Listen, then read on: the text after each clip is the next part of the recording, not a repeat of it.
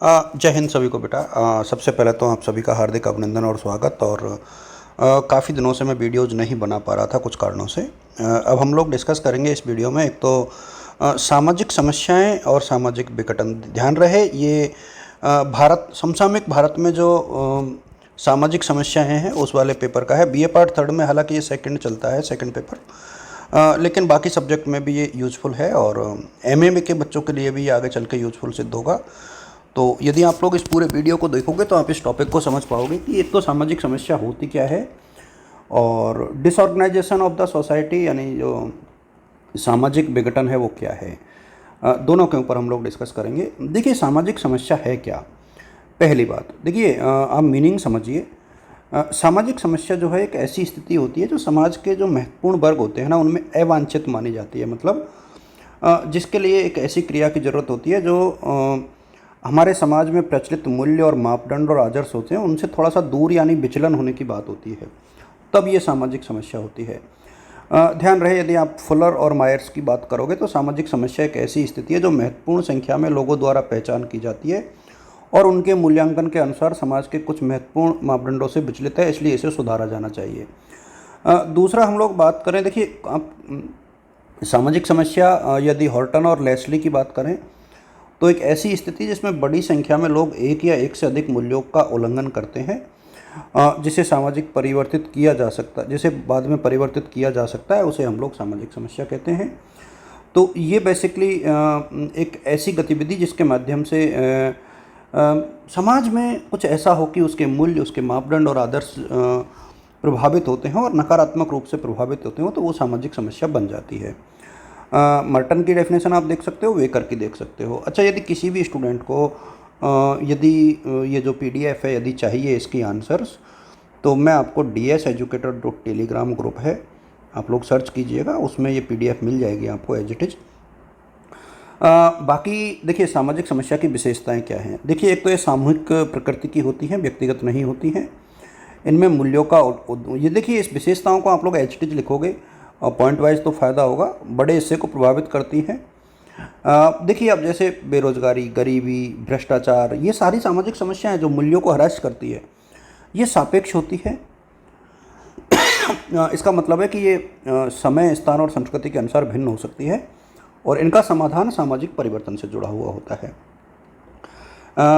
और एक समस्या दूसरी समस्या को जन्म दे सकती है, जैसे गरीबी, असमानता, प्रदूषण और भ्रष्टाचार जैसी समस्याएं एक दूसरे से जुड़ी हुई है।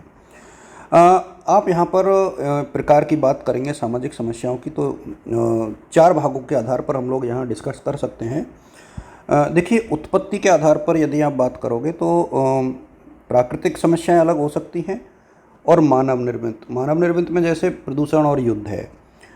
इसके अलावा स्वरूप के आधार पर आप देखोगे तो आर्थिक आधार पर देखोगे तो गरीबी, बेरोजगारी, सामाजिक आधार पर देखोगे तो जातिवाद और लिंग भेदभाव, आप राजनीतिक आधार पर देखोगे तो भ्रष्टाचार और अराजकता।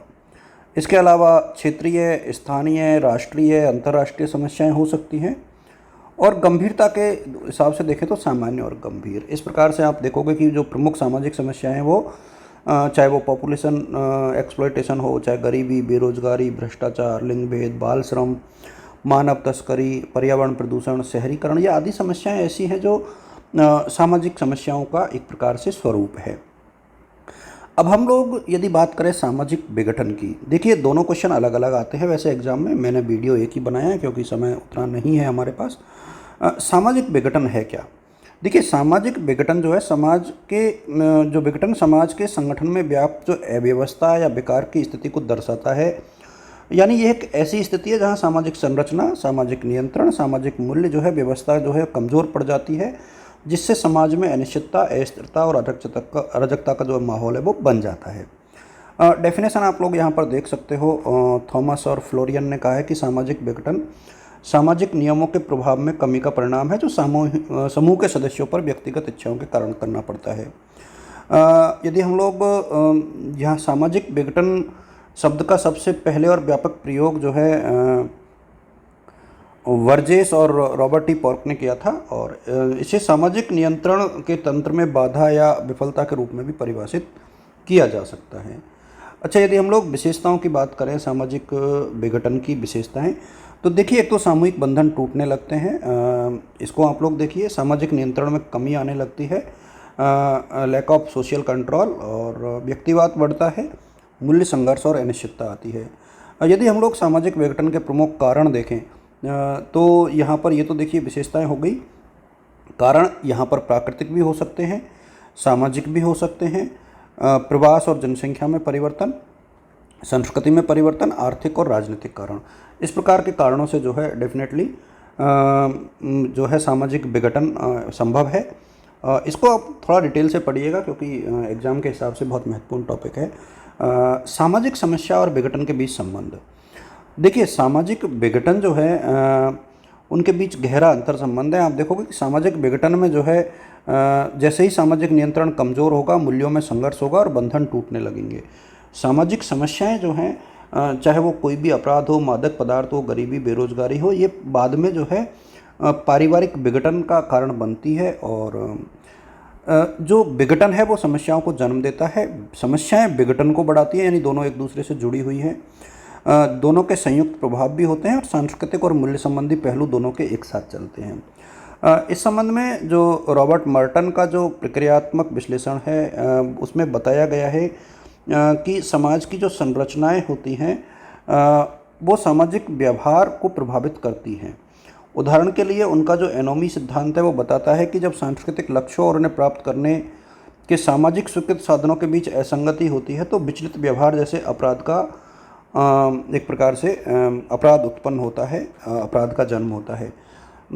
यदि हम लोग बात करें सामाजिक विघटन के परिणाम और सामाजिक समस्याओं के साथ साथ सहसंबंध की, तो देखिए व्यक्तिगत स्तर पर आप देखोगे तो मानसिक स्वास्थ्य संबंधी समस्याएं आती हैं, पहचान का संकट होता है व्यक्ति के सामने और अपराधी की तरह वो व्यवहार करने लगता है। पारिवारिक स्तर पर देखोगे तो पारिवारिक विघटन जिसमें तलाक हो सकता है, अलगाव हो सकता है, परित्याग, घरेलू हिंसा हो सकती है।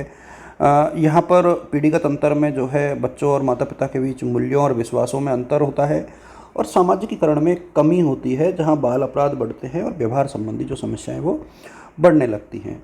यदि हम लोग बात करें सामुदायिक स्तर पर परिणाम की, तो अपराध और हिंसा को बढ़ावा मिलता है, सामाजिक पूंजी का क्षरण होता है और शहरी क्षय होता है। राष्ट्रीय स्तर पर आप देखोगे तो इससे आर्थिक विकास में बाधा उत्पन्न होती है, राजनीतिक अस्थिरता आती है और सांस्कृतिक पहचान का भी संकट एक प्रकार से आता है।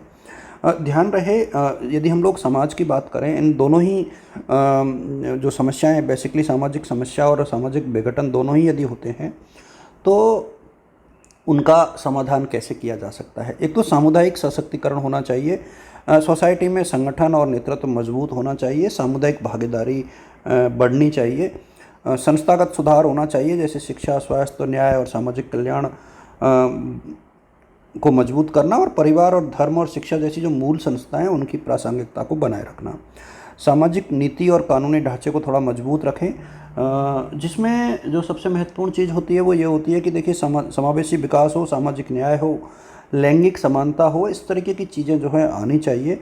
मूल्य शिक्षा और सांस्कृतिक जो नवीनीकरण है वो होना चाहिए। सामाजिक पुनर्गठन एक ऐसी प्रक्रिया होती है जिसके द्वारा विघटित समाज और समूह जो है अपने आप को नई और अधिक एकीकृत व्यवस्था में जो है पुनर्गठित करता है, जो परिवर्तित परिस्थितियों के अनुकूल होता है। टेलकॉट पार्सन जो है उनकी ये डेफिनेशन है एक प्रकार से।